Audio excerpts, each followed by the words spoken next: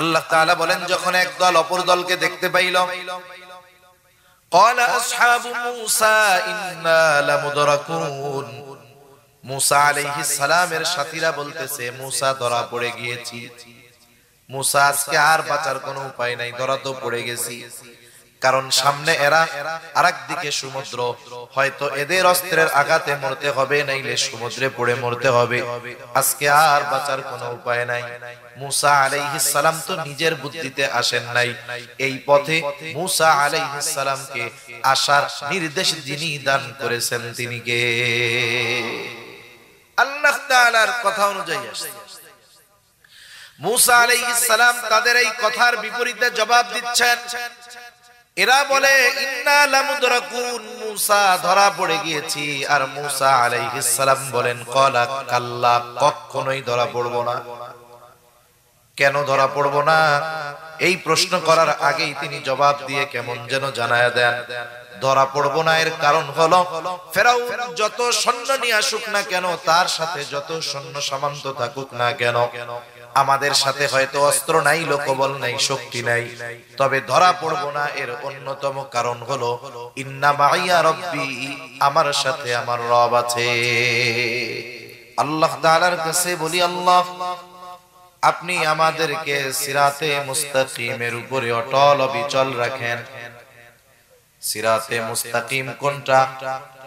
আল্লাহ তাআলাই আমাদেরকে শিখায়া দেন, দোয়া করতে হবে ওই পথ, আল্লাযীনা আন'আমতা আলাইহিম, যারা আপনার অনুগ্রহ প্রাপ্ত, তাদের পথে আমাদেরকে পরিচালিত করেন। তাহলে একটা হলো চাই, তার মানে দুনিয়ার মধ্যে দোয়াটা দুই ধরনের হয়, একটা হলো চাওয়া, আর একটা থেকে বেঁচে থাকার দোয়া। চাওয়ার দোয়ার মধ্যে সর্বশ্রেষ্ঠ দোয়া হলো সিরাতে মুস্তাকিমের উপরে অটল অবিচল থাকার দোয়া আল্লাহ তাআলার কাছে করা। আর বেঁচে থাকার বিষয়ের মধ্যে সর্বশ্রেষ্ঠ দোয়া হলো গায়রিল মাগদুবি আলাইহিম ওয়ালাদ-দাল্লিন, তাদের পথ নয়, অর্থাৎ তাদের পথ থেকে আমাদেরকে বাঁচা। কাদের? যারা অভিশপ্ত ও পথভ্রষ্ট, এদের পথ থেকে বাঁচা। সর্বশ্রেষ্ঠ ইবাদতে আল্লাহ তাআলা যেই পথ থেকে বাঁচার দোয়া শিখাইলেন, যাদের পথ থেকে বাঁচার দোয়া শিখাইলেন, বুঝতে হবে এরা সর্বোচ্চ পর্যায়ের অপরাধী। ঠিক কিনা বলেন? অভিশপ্ত কেন? অনেকগুলো কারণ কোরআন সুন্নাহর আলোকে পাওয়া যায়। এরা অভিশপ্ত হওয়ার অন্যতম কারণ, এরা আল্লাহ তাআলার ব্যাপারে অপবাদ দিয়েছে। এরা বলে আল্লাহ তাআলার হাত নাকি শূন্য হয়ে গেছে, খালি হয়ে গেছে।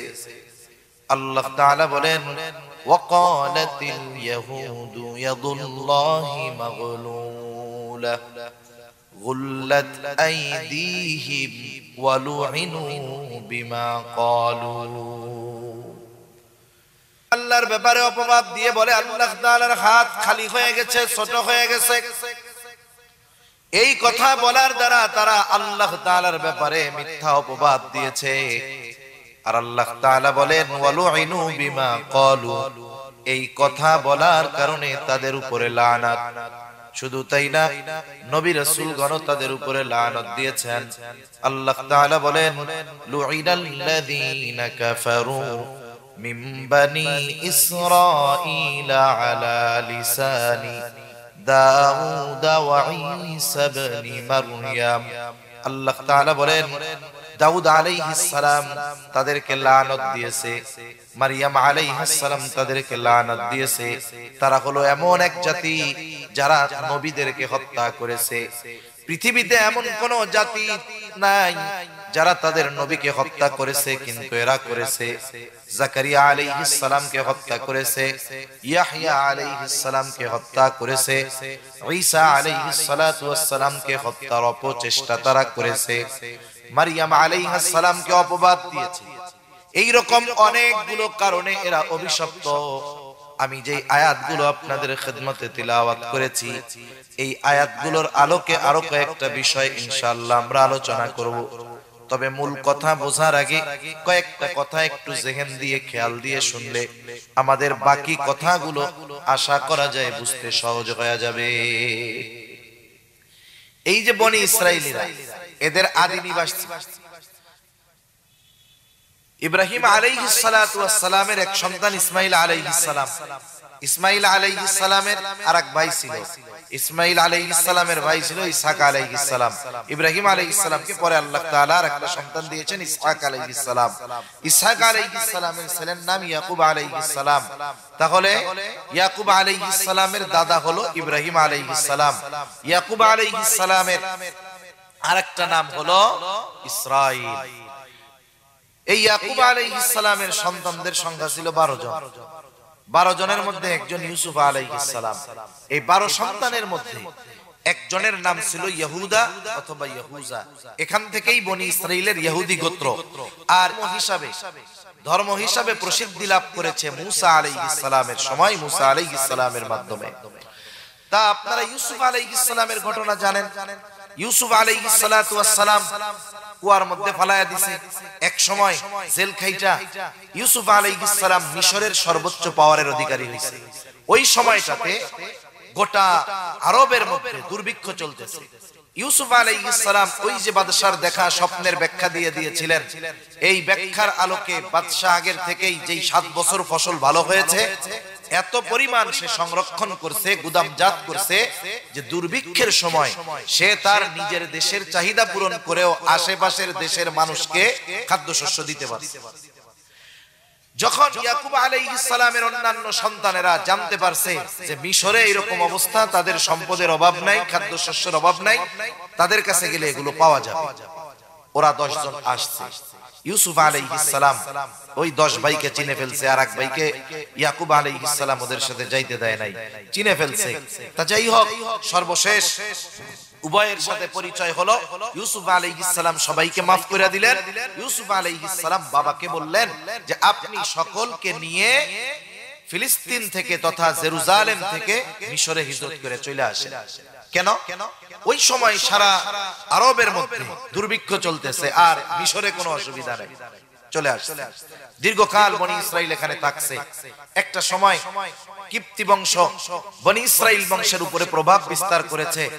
ফেরাউন বাদশা হইছে, এরপরে মুসলমানদের উপরে জুলুম অত্যাচারের মাত্রা বাড়ায়া দিয়েছে। এদিক দিয়ে আল্লাহ তাআলা ফেরাউনের ওই গণহত্যার মধ্য দিয়ে মুসা আলাইহিস সালামকে দুনিয়ায় পাঠাইলেন। মুসা আলাইহিস সালাম নবুয়ত পাইলেন। এক সময় আল্লাহ তাআলা নির্দেশ দিলেন, আপনি গিয়া ওই ফেরাউনকে দাওয়াত দেন যে নিজের রব বইলা দাবি করে। মুসা আলাইহিস সালাম এসে দাওয়াত দিয়েছেন। অবস্থা কি? অবস্থা হলো রবের দাওয়াত দেওয়ার পরে ফেরাউন অহংকার বশত ওই দাওয়াতকে অস্বীকার কইরা উল্টা বলে, তোমাদের রব আবার কে? আমি হইলাম বড় রব, আনা রাব্বুকুমুল আ'লা। ক্বালা ফামার রাব্বুকুমা ইয়া মূসা, হে মূসা তোমাদের রব কে? আমি তো বড় রব।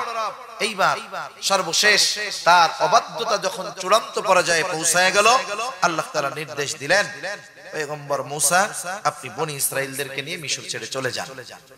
অনেকগুলো উদ্দেশ্য আল্লাহ তাআলার ছিল, এর মধ্যে গুরুত্বপূর্ণ 2টা উদ্দেশ্য। একটা হলো আল্লাহ তাআলা চাইলেন বনি ইসরাইলদেরকে এই ফেরাউনের জুলুম থেকে নিষ্কৃতি দিবেন। 2 নাম্বার, ওই বনি ইসরাইলের আদি নিবাস যেখানে ছিল ওই কর্তৃত্ব আল্লাহ তাআলা বনি ইসরাইলদের হাতে তুলে দিবেন। আর ওই সময়টাতে দুনিয়ার সর্বাধুনিক শহর ছিল এবং দুনিয়ার অন্যতম উর্বর জমি ছিল। আল্লাহ তাআলার নির্দেশে মুসা আলাইহিস সালাম বনি ইসরাইলদেরকে নিয়ে রাতের বেলায় সাগর পাড়ে চলে আসছেন পার হওয়ার জন্য। ফেরাউনও পিছনে পিছনে আসছে। সকাল বেলায় এক দল আর এক দলকে দেখতেছে।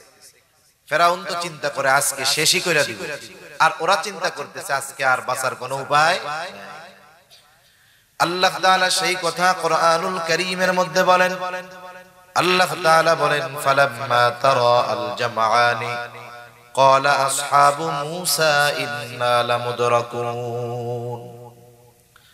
আল্লাহ তাআলা বলেন, যখন এক দল অপর দলকে দেখতে পাইল, ক্বালা আসহাবু মূসা ইন্না লামুদরাকুন। মূসা আলাইহিস সালামের সাথীরা বলতেছে, মূসা ধরা পড়ে গিয়েছি। মুসা আজকে আর বাঁচার কোনো উপায় নাই, ধরা তো পড়ে গেছি। কারণ সামনে এরা, আরেক দিকে সমুদ্র, হয়তো এদের অস্ত্রের আঘাতে মরতে হবে, নাইলে সমুদ্রে পড়ে মরতে হবে। আজকে আর বাঁচার কোনো উপায় নাই। মুসা আলাইহিস সালাম তো নিজের বুদ্ধিতে আসেন নাই, এই পথে মুসা আলাইহিস সালামকে আসার নির্দেশ যিনি দান করেছেন তিনি কে? আল্লাহ তাআলার কথা অনুযায়ী আসছে। মুসা আলাইহিস সালাম তাদের এই কথার বিপরীতে জবাব দিচ্ছেন। এরা বলে ইন্না লামুদরাকুন, মুসা ধরা পড়ে গিয়েছি। আর মুসা আলাইহিস সালাম বলেন ক্বালা কাল্লা, কখনোই ধরা পড়ব না। কেন ধরা পড়ব না? এই প্রশ্ন করার আগেই তিনি জবাব দিয়ে কেমন যেন জানায়া দেন, ধরা পড়ব না এর কারণ হলো ফেরাউন যত সৈন্য নিয়ে আসুক না কেন, তার সাথে যত সৈন্য সামন্ত থাকুক না কেন, আমাদের সাথে হয়তো অস্ত্র নাই, লোকবল নাই, শক্তি নাই, তবে ধরা পড়ব না এর অন্যতম কারণ হলো ইন্না মাইয়া রব্বি, আমার সাথে আমার রব আছে।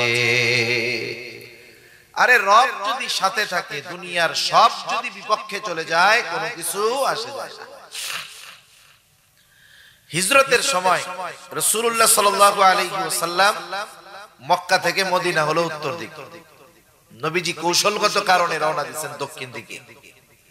দক্ষিণ দিকে 4-4.5 কিলোমিটার পরে সাওর পর্বতে এক গুহার মধ্যে, গর্তের মধ্যে 3 দিন আত্মগোপন করছেন। কাফেররা কতটা জিনিয়াস ছিল, চতুর ছিল, যে ওরা খুঁজতে খুঁজতে ঠিকই দক্ষিণ দিক গর্তের একেবারে কাছে গিয়ে হাজির। আবু বকর সিদ্দিক রাদিয়াল্লাহু তাআলা আনহু বলেন, আমি সকলের গলার আওয়াজ শুনতেছি, তাদের কথাগুলো শুনতেছি, সকলকে চিনতেছি, তারা আমাদেরকে খুঁজতেছে। আবু বকর সিদ্দিক রাদিয়াল্লাহু তাআলা আনহু বলেন, বেশি দূরে যাওয়া লাগবে না, ওরা যদি শুধু ওদের নিজেদের পায়ের দিকে তাকাইতো, আমাকে আর রাসূলুল্লাহ সাল্লাল্লাহু আলাইহি ওয়াসাল্লামকে দেখতে পারতো। এত কাছে। এই সময় আবু বকর সিদ্দিক রাদিয়াল্লাহু তাআলা আনহু প্রচন্ড ভীত, চিন্তিত। মানুষ যখন অসুস্থ থাকে, চিন্তিত থাকে, ভীত থাকে, তার চেহারায় এইটার ছাপ পাওয়া যায় কি যায় না? আর যদি কাছের মানুষ হয়, এটা আরো সহজে বোঝা যায়। রাসূলুল্লাহ সাল্লাল্লাহু আলাইহি ওয়াসাল্লাম বুঝতে পারলেন আবু বকর চিন্তিত, ভীত, কিন্তু আবু বকর নিজের জীবন নিয়ে শঙ্কিত, চিন্তিত, ভীত নয়। কারণ আবু বকর হলো খাঁটিয়া আশিকে রাসূল। আবু বকরকে যদি 100 জীবন দেওয়া হতো, আর 100 জীবন যদি আল্লাহর নবীর জন্য কোরবান করতে বলা হতো, আবু বকর নির্দ্বিধায় নবীর মোহাব্বতে ওই 100 জীবন হাসি মুখে 100 বার কোরবান করে দিত। আর আমাদের পরিস্থিতি বলি কি, আমাদের পরিস্থিতি অন্যদের না, আমাদেরটা করি। আমাদের পরিস্থিতি হইলো, আমরা যদি কই নবীর লাইগা জীবন দিবেন, সবাই 4 হাত পা উঁচা করে কইবো জীবন দিয়া দিব। যদি কই জীবন দেওয়া লাগবে না, নবীর সুন্নতের উপরে চলে, তাইলে মনে মনে কইবো হুজুর জীবন লাগলে দিমু, তুমি সুন্নতের উপরে চলতে পারো না। আমাদের আশিকে রাসূলদের অবস্থা হলো এটা। রাসূল আকরাম সাল্লাল্লাহু আলাইহি ওয়াসাল্লাম তখন বুঝতে পারলেন আবু বকর চিন্তিত, ভীত। আল্লাহ তাআলা দুইজনের মধ্যে কি কথোপকথন হয়েছে দুনিয়ার কেউ শুনেন নাই, কিন্তু আল্লাহ তাআলা শুনছেন। দুইজনের কথাবার্তা কি হইল, সেই কথাটাও আল্লাহ তাআলা কোরআনুল কারীমের মধ্যে জানায়া দেন।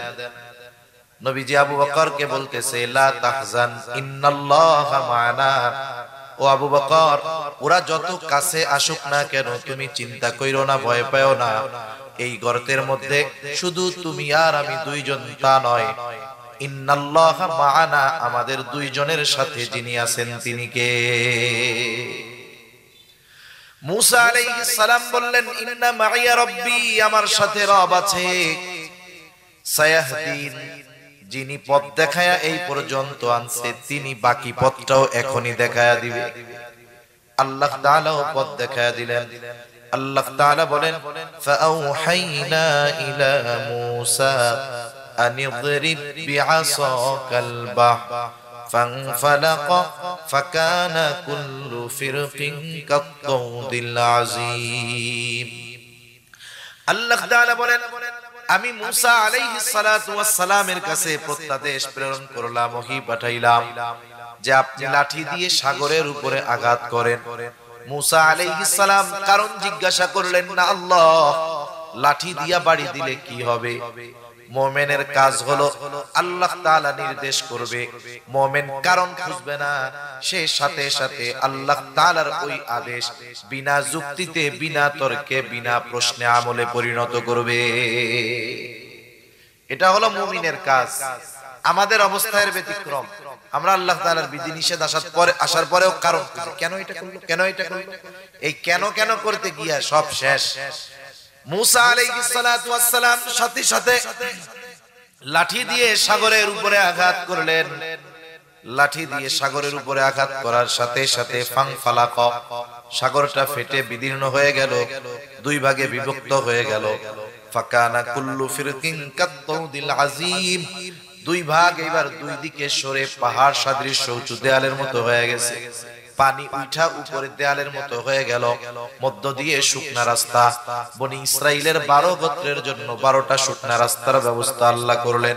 আল্লাহ তাআলা আরেক জায়গায় বলেন, ওয়াজাওয়াজনা বিবানি ইসরাঈলাল বাহরা ফাআতবাআহুম ফিরআউনু বিজুনুদিহি বাগয়ান ওয়া আদওয়া। আল্লাহ তাআলা বলেন, আমি বনি ইসরাইলদেরকে সাগর পার করায় দিলাম। তারা যখন মাঝ রাস্তায় পৌঁছায় গেছে, ফেরাউন রাস্তার কিনারে আইসা উপস্থিত।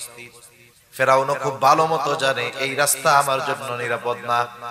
এরপরেও মানুষ কিছু কিছু সময় অহংকারের কারণে, শত্রুতা বশত এমন কিছু সিদ্ধান্ত সে নিয়ে বসে, যেই সিদ্ধান্ত তার চূড়ান্ত ধ্বংসের অনিবার্য কারণ হয়ে দাঁড়ায়। ফেরাউন শত্রুতা বশত সীমা লঙ্ঘন করে বনি ইসরাইলদের পেছনে অনুসরণ করা শুরু করে দিল। এইবার যখন বনি ইসরাইলেরা অপর পাড়ে উঠে গেছে, রাস্তা যাদের জন্য বানানো হলো তাদের ব্যবহার শেষ, এইবার আর রাস্তার কোনো দরকার নাই। আল্লাহ তাআলা পানিকে নির্দেশ দিলেন, পানি আগের অবস্থায় ফিরে যাও। দুই দিক দিয়ে যখন একসাথে ফেরাউন আর তার সৈন্যবাহিনীর উপরে সমুদ্রের পানি পড়ছে, একটাও নিচের থেকে উপরে আসতে পারে নাই। কিন্তু ফেরাউনকে আল্লাহ তাআলা তো এইভাবে ছেড়ে দিবেন না। জিবরাইল আলাইহিস সালাম এক টান দিয়া সমুদ্রের তল থেকে উপরে নিয়ে আসছে। এবার হাবুডুবু চুবনি চলতেছে। ফেরাউন বুঝতে পারছে এখন আমার খোদাইগিরি শেষ।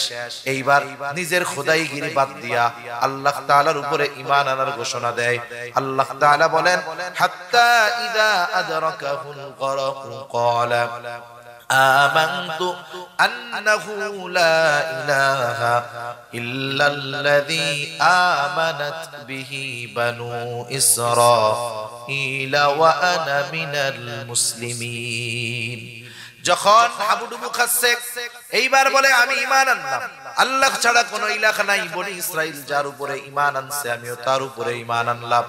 কিন্তু ফেরাউনের এই ঈমান আনার ঘোষণা দেওয়ার পরেও আল্লাহ তাআলা ফেরাউনের ঈমানকে কবুল করেন নাই। কারণ কি? কারণ হলো আল্লাহ তাআলা যখন কোন সম্প্রদায়ের উপরে গজব দেন, আযাব দেন, ওই গজব আযাব আসার আগে যদি তারা ঈমান আনে, ওই ঈমান কবুল করা হয়। কিন্তু গজব যখন চলে আসে, তার উপরে যখন আযাব গজব পতিত হয়, তখন যদি ঈমান আনার ঘোষণা 100 বারও দেয়, ওই ঈমান আল্লাহ তাআলা কবুল করেন না। যেমন মুসা আলাইহিস সালামের সম্প্রদায় যখন ঈমান আনে না, দিন যায় তাদের অবাধ্যতা বাড়তেছে, আল্লাহ তাআলা মুসা আলাইহিস সালামকে জানাই দিলেন 3 দিন পরে ওদের উপরে গজব আসবে। ইউনূস আলাইহিস সালামও বললেন যে তোমাদের এই সীমা লঙ্ঘনতার কারণে আল্লাহ তাআলা 3 দিন পরে তোমাদের উপরে গজব দিবে, 3 দিন টাইম তোমাদের। এমনিই তো অবাধ্য, যখন গজবের কথা বলছে অবাধ্যতা আরো বাড়ছে। এই 2 দিন খুব জ্বালাইছে ইউনূস আলাইহিস সালাম। ইউনূস আলাইহিস সালাম যখন দেখলেন গজবের খবর দেওয়ার পরে এদের অবাধ্যতা আরো বাড়ছে, তাইলে এগুলার আর পরিবর্তনের কোনো সম্ভাবনা নাই। উনি অতীতের বিষয়গুলোকে খেয়াল করে, কারণ আল্লাহ তাআলা যখন কোথাও গজব দেন, ওই এলাকার ইমানদার এবং নবীদেরকে আগে নিরাপদে সরান, এরপরে আল্লাহ গজব দেন। উনিও চিন্তা করছে আমার ব্যাপারেও তো এই একই হুকুম আসবে, তাহলে আমি আগের থেকেই চলে যাই। উনি এই বিষয়টাকে চিন্তা করে উনি এলাকা থেকে চলে গেছে। আল্লাহ তাআলার পক্ষ থেকে নির্দেশ আসার পূর্বে। এখন পরের দিন সকাল বেলায় ইউনূস আলাইহিস সালামের সম্প্রদায় ইউনূস আলাইহিস সালামের বাড়িতে গেছে। আজকে তো গজব আসবে, হ্যাঁ, একটু টিটকারি মিটকারি করার জন্য। কিন্তু যায় দেখে বাড়ির দরজা বন্ধ, কেউ নাই। তারা চিন্তা করতেছে, এতকাল ইউনূসকে আমরা কষ্ট দিলাম, ইউনূস কখনো আমাদেরকে ছেড়ে যায় নাই, আজকে কোথায় গেল? কয়েকজনকে পাঠাইছে, যাও আশেপাশে একটু খোঁজ খবর নিয়ে দেখা আসো কোথাও আছে নাকি। আশেপাশে সব জায়গা থেকে খোঁজ খবর নিয়ে আসার পরে জানাইলো, না না, ইউনূস আলাইহিস সালামের কোনো খবর নাই, পাওয়া যায় না, কোথাও তার খবর নাই। এইবার ওদের অন্তরের মধ্যে ভীতি সঞ্চার হলো। ওরা চিন্তা করতেছে, সত্যই তাইলে গজব আসবে। ইউনূস তো মিথ্যা বলে নাই, সত্যই বলছে, গজব আসবে। এইবার সকলে তাওবা করলো, ঈমান আনলো, আল্লাহ তাআলার কাছে ক্ষমা চাইলো। গজব আসার আগে ঈমান আনার কারণে আল্লাহ তাআলা তাদের ঈমান কবুল করলেন, তাদেরকে ক্ষমা করলেন এবং আসন্ন গজব তাদের উপর থেকে আল্লাহ উঠায় নিয়ে গেলেন। তাহলে ইউনূস আলাইহিস সালামের সম্প্রদায়ের ঈমান কবুল হইছে কেন? কারণ তারা গজব আসার আগে ঈমান আনার ঘোষণা দিয়েছে। ফেরাউনের ঈমান কবুল করা হলো না কেন? যখন গজবের মধ্যে পড়ছে তখন ঈমান আনার ঘোষণা দিয়েছে। এই জন্য ফেরাউনের ঈমান আল্লাহ কবুল করেন। এই যে হাবুডুবু খাইয়া সলিল সমাধি ঘটে গেল তার লোহিত সাগরে, অপর পারে দাঁড়াইয়া বনি ইসরাইল দেখছে কেমন কইরা মুসা আলাইহিস সালামের একটু আগের কথাগুলো বাস্তবে পরিণত হইল। মুসা আলাইহিস সালাম বলছে, ধরা কখনোই পড়বো না, যেহেতু মইরাই গেছে, ধরা পড়বো কেমনে? এরপরে বলছে আল্লাহ রাস্তা দেখায়া দিবে, আল্লাহ রাস্তাও দেখায়া দিছে। এখন বলেন তো, এই রকম দৃশ্য যারা সচক্ষে অবলোকন করেছে, দেখেছে, এই মানুষগুলোর আল্লাহ এবং তার রাসূলের উপরে সর্বোচ্চ আনুগত্যশীল হওয়ার দরকার ছিল কি ছিল না? কিন্তু আফসোস, এদের মধ্যে অধিকাংশ ছিল অকৃতজ্ঞ, সর্বোচ্চ পর্যায়ের অকৃতজ্ঞ। ফেরাউন করছে এখন খোলা মাঠে বলে, মুসা আমরা মিশরেই ভালো ছিল। কেন? ওইখানে তো আমাদের কমপক্ষে বাড়ি ঘর দরজা ছিল, এখানে তো থাকার কিছু নাই, ছাদ নাই, রোদে কষ্ট হবে, বৃষ্টিতে কষ্ট হবে। আল্লাহ তাআলা আকাশের মেঘমালাকে তাদের জন্য ছাদ বানায় দিলেন। সুবহানাল্লাহ। আবার বলে, মুসা এত মানুষ না খাইয়া মরবো, মিশরেই ভালো ছিলাম। বলেন তো, যেই আল্লাহ ফেরাউনের থেকে ওই অবস্থা থেকে সমুদ্রের মধ্যে রাস্তা বানায়া পার করার ব্যবস্থা করে দিতে পারে, ওই আল্লাহ না খাওয়াইয়া মারবে, এটা তো শয়তানেও বিশ্বাস করবে না। কিন্তু সমস্যা হইল অকৃতজ্ঞতা। আল্লাহ তাআলা তাদের জন্য আসমানি খাবারের ব্যবস্থা করলেন। ওয়া ইয ক্বালা মূসা লিকওমিহি ইয়া কওমি যকুরু নি'মাতাল্লাহি আলাইকুম ইয জাআলা ফীকুম আম্বিয়া ওয়া জাআলাকুম মুলুকা। আল্লাহ রাব্বুল আলামিন বলেন, মূসা আলাইহিস সালাতু ওয়াস সালাম তার সম্প্রদায়ের কাছে গিয়ে বলতেছে, হে আমার সম্প্রদায়, উযকুরু নি'মাতাল্লাহি আলাইকুম, ওই নিয়ামতগুলোর কথা স্মরণ করো যেগুলো আল্লাহ তাআলা তোমাদের দিয়েছে। কি নিয়ামত? উল্লেখযোগ্য একটা নিয়ামত, ইয জাআলা ফীকুম আম্বিয়া, যে তোমাদের মধ্য থেকে আল্লাহ তাআলা অনেককে নবী বানাইছে। বনি ইসরাইলের মধ্যে কত নবী? ইয়াকুব আলাইহিস সালাম থেকে ঈসা আলাইহিস সালাম পর্যন্ত বনি ইসরাইল কখনো নবী শূন্য হয় নাই। পয়গম্বর আরবী বলেন, একজন মারা গেছে তো আল্লাহ তাআলা আরেকজনকে নবুয়ত দিয়ে শূন্য স্থান পূরণ করে দিয়েছে। দুনিয়ায় যদি একটা গোত্রে একটা বংশে দুনিয়ার বড় বড় 10-12টা অফিসার থাকে, বলেন তো ওই গোত্রের পাওয়ার ওই এলাকায় অন্যান্য গোত্রের চাইতে কম না বেশি? যদি জিজ্ঞাসা করে তুমি কোন বংশের পোলা, কয় আমি ওই বংশের পোলা যেই বংশে 12 জন বিসিএস ক্যাডার আছে। বংশের নাম বলার আগে এইটা কয়। সে গর্ববোধ করে যে আমার বংশে এরকম বড় বড় চাকরিজীবী আছে, এই আছে সেই আছে। এটাকে সে নেয়ামত মনে করে, এজন্যই না বলে। কিন্তু যেই বংশে ধারাবাহিকতার ক্রমান্বয়ে নবীদের আগমন ঘটছে, বলেন তো এর চাইতে বড় নেয়ামত আর কিছু হইতে পারে? পারে না। এটা একটা বড় পরলৌকিক নেয়ামত। শুধু যে পরলৌকিক নিয়ামত দিয়েছেন তা নয়, ওয়াজআলাকুম মুলুকা, আল্লাহ তাআলা তোমাদেরকে বাদশাহী দান করেছে। একটা বংশের সবাই কিন্তু বাদশা হয় না, কিন্তু বাদশা যেই বংশের থেকে হয় তার বাদশাহীকে ওই বংশের দিকে নিসবত করা হয়, ওই বংশের দিকে জুড়ায় দেওয়া হয়। যেমন সব আব্বাসী খলিফা ছিল না, কিন্তু আব্বাসীদের মধ্য থেকে একজন খলিফা হওয়ার কারণে বলা হইতো আব্বাসী খলিফা। সব উমাইয়া কিন্তু ক্ষমতা পায় নাই, বাদশা হয় নাই, কিন্তু বাদশা যেহেতু উমাইয়া বংশের হইছে এই জন্য বলা হইতো উমাইয়া বাদশা, উমাইয়া খলিফা। এটাও দুনিয়ার অন্যতম একটা সম্মান। সাথে সাথে মুসা আলাইহিস সালাম বলতেছে, ওয়া আতাকুম মা লাম ইউতি আহাদাম মিনাল আলামিন, আল্লাহ তাআলা এমন কিছু নিয়ামত তোমাদেরকে দিয়েছে যা বিশ্ববাসী আর কাউকে দেয় নাই। এই নিয়ামত কাউরে দেয় নাই। সমুদ্রের মধ্যে দিয়ে রাস্তা বানাইয়া পার হওয়ার ব্যবস্থা কারো জন্য করে নাই, আসমান হইতে খানা খাওয়ানোর ব্যবস্থা করে নাই, মেঘমালাকে কারো জন্য ছাদ বানায়া দেয় নাই। এইরকম কিছু কিছু নিয়ামত বনি ইসরাইলদেরকে আল্লাহ তাআলা দিয়েছে। পবিত্র কোরআনুল কারীমের সর্ববৃহৎ সূরা সূরাতুল বাকারা, এই সূরার মধ্যে ধারাবাহিকভাবে আল্লাহ তাআলা বনি ইসরাইলদেরকে প্রদত্ত 40টার উপরে নিয়ামতের কথা আল্লাহ বর্ণনা করেছেন। আফসোসের ব্যাপার হলো প্রত্যেকটা নিয়ামতের পরে তাদের নাশকরির কথাও আল্লাহ কইছে। মানে প্রত্যেকটা নিয়ামত বর্ণনা করার পরে এই নিয়ামতের বিপরীতে তাদের আচরণ কেমন ছিল আল্লাহ এটাও জানাইছে। এত নিয়ামত আল্লাহ তাআলা তাদেরকে দিয়েছে। মুসা আলাইহিস সালাম এই নিয়ামতগুলোর কথা উল্লেখ কইরা এবার বলতেছেন, ইয়া কওমি দুখুলুল আরদাল মুকদ্দাসাতাল্লাতী কাতাবাল্লাহু লাকুম ওয়া লা তারতাদ্দু আলা আদবারিকুম ফাতানকালিবু খাসিরিন। মুসা আলাইহিস সালাম বলেন, ও আমার সম্প্রদায়, ইয়া কওমি দুখুলুল আরদাল মুকদ্দাস, তোমরা ওই পবিত্র ভূমির মধ্যে প্রবেশ করো। তার মানে জেরুজালেমের ভূমি হইল পবিত্র ভূমি। এই ঘোষণা কে দিয়েছে?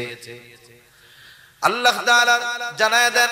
মুসা আলাইহিস সালাম তাদেরকে বলতেছে, ওই পবিত্র ভূমির মধ্যে তোমরা প্রবেশ করো, আল্লাতী কাতাবাল্লাহু লাকুম, যেই জমিনের মালিকানা আল্লাহ তোমাদেরকে লেখা দিছে। তার মানে যুদ্ধ করার আগে যুদ্ধ জয়ের ঘোষণা আল্লাহ তাআলা জানায় দিয়েছে।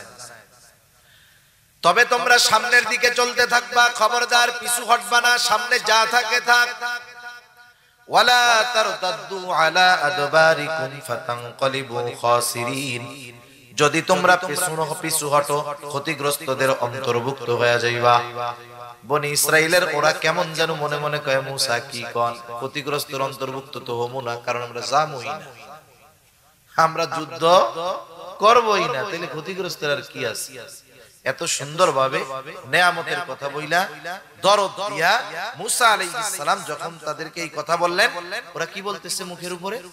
বলে, ক্বালু ইয়া মুসা ইন্না ফিহা কওমান জাব্বারিন ওয়া ইন্না লান নাদখুলাহা হাত্তা ইয়াখরুজু মিনহা ফাইন ইয়াখরুজু মিনহা ফাইন্না দাখিলুন।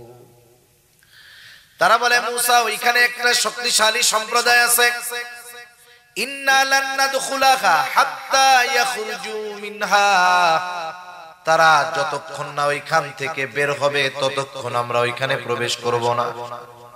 ফাইন ইয়াখরুজু মিনহা ফাইন্না দাখিলুন, যদি তারা ওইখান থেকে বাহির হয় তবেই আমরা ওইখানে প্রবেশ করব, এর আগে আমরা ওইখানে ঢুকবো না। মুসা আলাইহিস সালাম বুঝাইলেন তাদের অবস্থায় তারা অনড়। এইবার ওই যে দুই ব্যক্তি যারা মুসা আলাইহিস সালামের কথা মেনে আমালিকা গোত্রের বিষয়টা তাদের কওমের থেকে গোপন রাখছিল, এই দুইজনের একজনের নাম হইল ইউশা ইবনে নুন, আর একজনের নাম হলো কালেব ইবনে ইউফানা। এই দুই আল্লাহর বান্দা তাদেরকে বোঝানো শুরু করলো, আল্লাহ তাআলা বলেন ক্বালা রাজুলানি মিনাল্লাযীনা ইয়াখাফুনা আন'আমাল্লাহু আলাইহিম আদখুলু আলাইহিমুল বাব ফাইযা দাখালতুমুহু ফাইন্নাকুম গালিবুন ওয়া আলাল্লাহি ফাতাওয়াক্কালু ইন কুনতুম মুমিনিন। আল্লাহ তাআলার অনুগ্রহপ্রাপ্ত এই দুই ব্যক্তি তাদেরকে বলতেছে তোমরা শুধু শহরের নিকট দরজা দিয়ে ঢুকো, তোমরা শুধু শহরে ঢুকবা।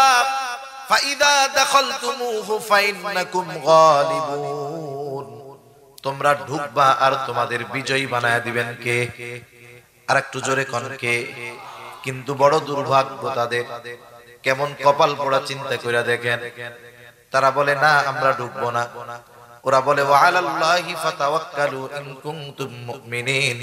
ওই দুই আল্লাহর বান্দা বলতেছে তোমরা যদি মুমিন হও তাহলে আল্লাহর উপরে ভরসা কইরা ঢুইকা পড়ো, ঢুকলেই তোমরা বিজয়ী হবা। বিষয়টা হইলো দেখবেন অনেক সময় ছোট মানুষ মা খুব আদর কইরা বলে আব্বা খাবার খাও, খাও, খায় না। একটু পরে বাবা আয়েশা বুঝায় যে আব্বা খাও, খাও। দেখবেন মা বুঝিয়ে যখন সন্তানকে খাওয়াইতে পারে না, বাবা যখন বুঝাইতে আসে সন্তান আগের চাইতে আরো বাঁকা বেশি হয়। মনে মনে কয় আমার মা বুঝাইয়া খাওয়াইতে পারলো না, আব্বা আপনি বুঝাইয়া খাওয়াই ফেলবেন, এত সহজ। বনি ইসরাইলদের অবস্থা হলো এরকম। আরে এমন নবী যে আল্লাহর সাথে কথা বলে, ওই নবী আমাদের বুঝাইয়া পারলো না, আর তোমরা দুইজন আমাকে বুঝাইয়া ফেলবে, এত সহজ। এইবার তাদের জবাব আরো কঠোর এবং জঘন্য। তারা এবার বলতেছে ক্বালু ইয়া মূসা ইন্না লান নাদখুলাহা আবাদাম মা দামু ফিহা। ও মূসা আপনি শুনে নেন, আমরা কখনোই ওইখানে প্রবেশ করব না। ওইখানে তারা যতক্ষণ অবস্থান করবে আমরা কখনোই প্রবেশ করব না। এখন যদি যুদ্ধ করতে হয় তাও আমরা করতে পারবো না।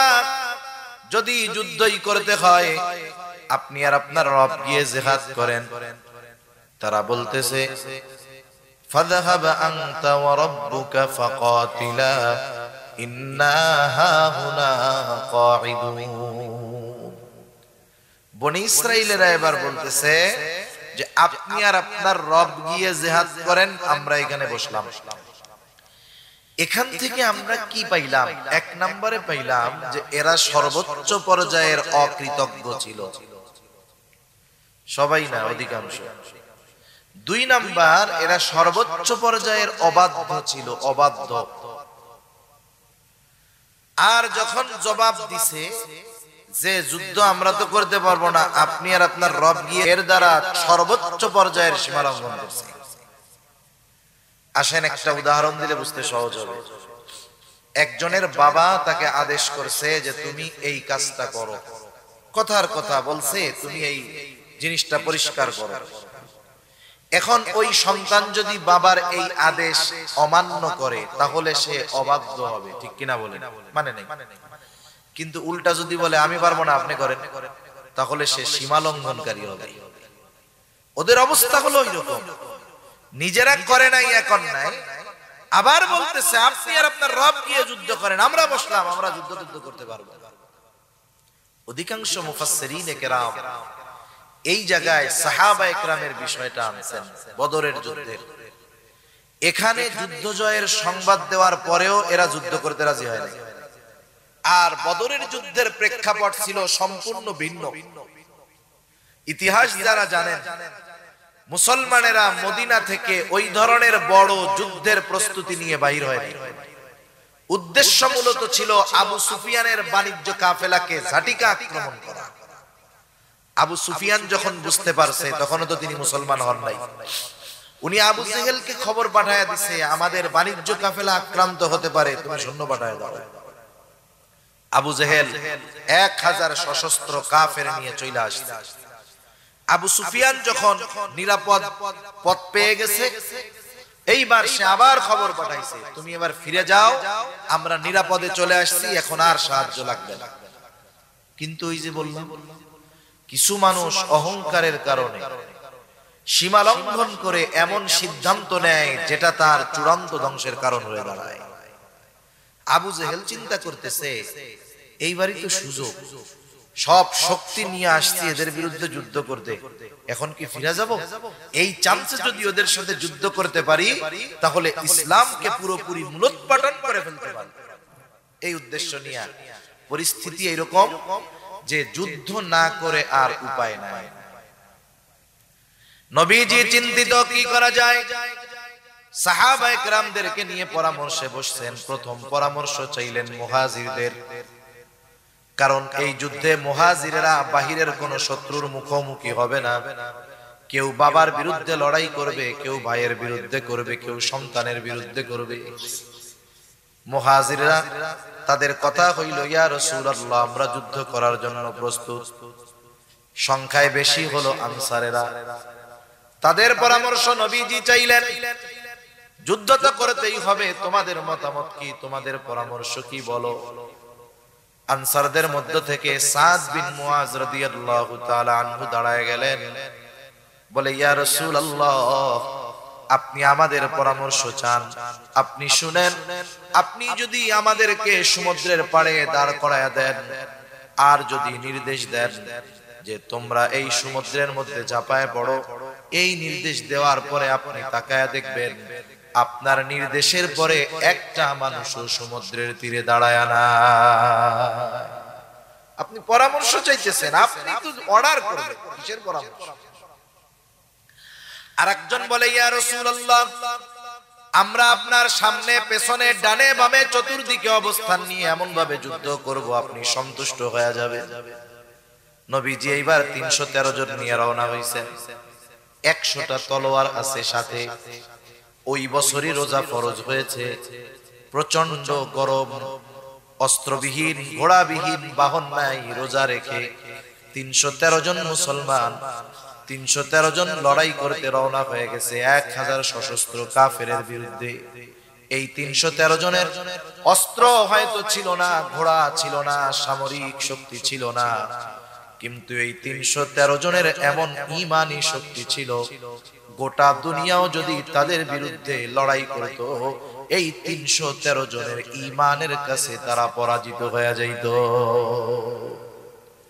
এখানে আনুগত্যশীলতার উপমা সাহাবায়ে কেরাম দেখায় গেছে।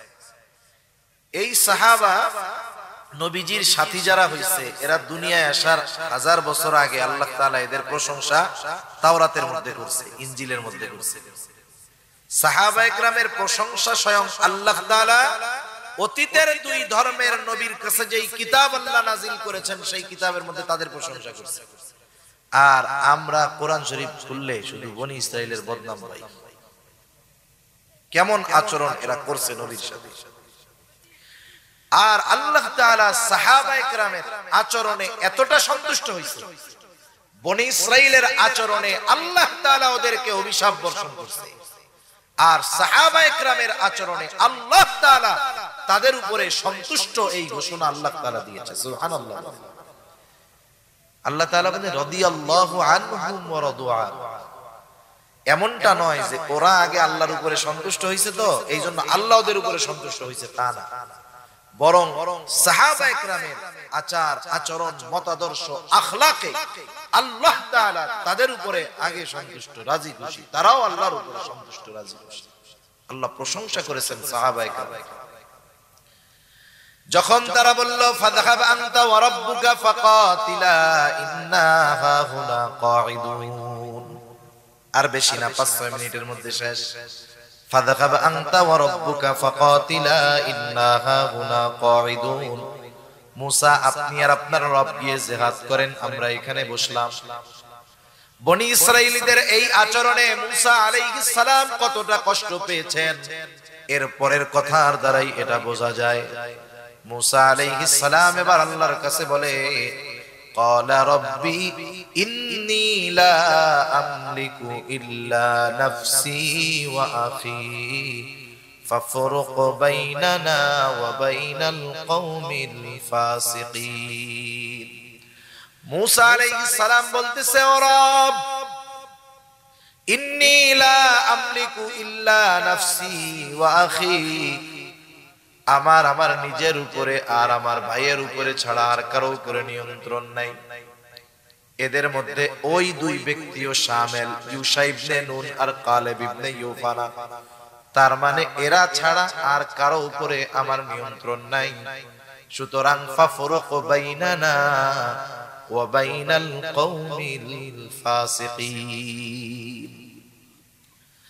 আপনি এই ফাসিকদের থেকে আমাকে আপনি আলাদা করে দেন, এদের থেকে আমারে বিচ্ছিন্ন করে দেন। নবী বলতেছে ওদের আচরণে কষ্ট পায়া এদের থেকে আলাদা করে দেন। আর যখন মক্কা বিজয় হইছে, ফাতিহ মক্কা হইছে, আনসাররা চিন্তা করতেছে এইবার মনে হয় নবী আমাদের সাইডা মনে হয় চলে যাবে।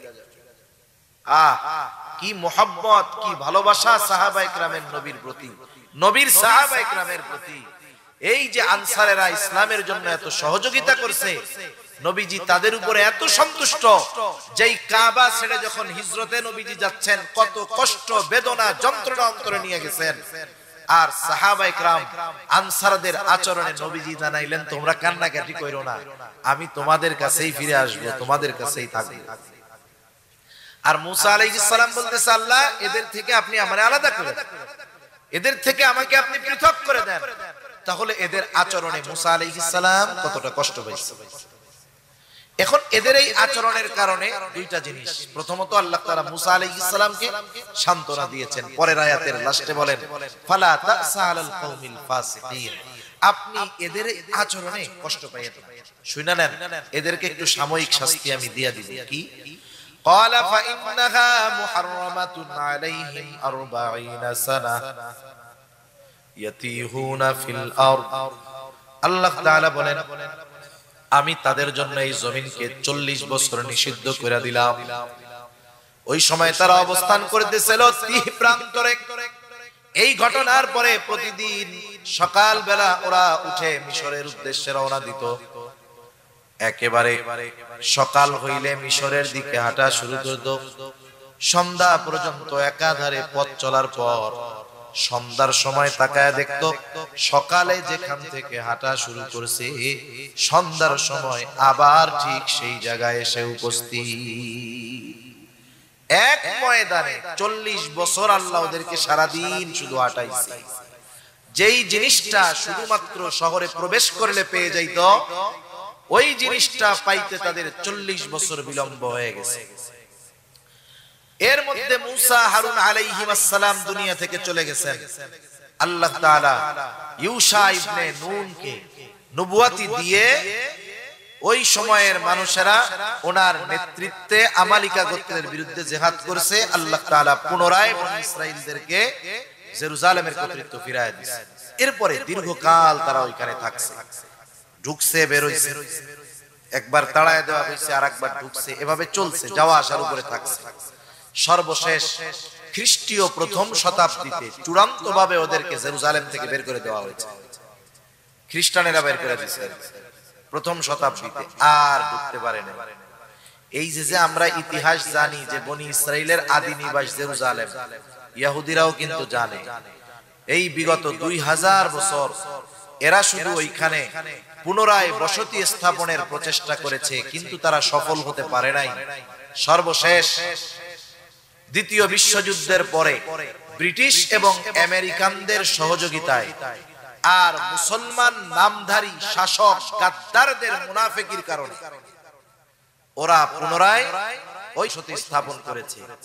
এক ফিলিস্তিনে বসতি স্থাপন করে গোটা আরব বিশ্ব ওরা আগুন দিয়ে জ্বালায় দিতেছে। মধ্যপ্রাচ্যের বিস্ফোরা তারা করতেছে, গোটা দুনিয়ার শান্তি ওরা নষ্ট করে ফেলতেছে।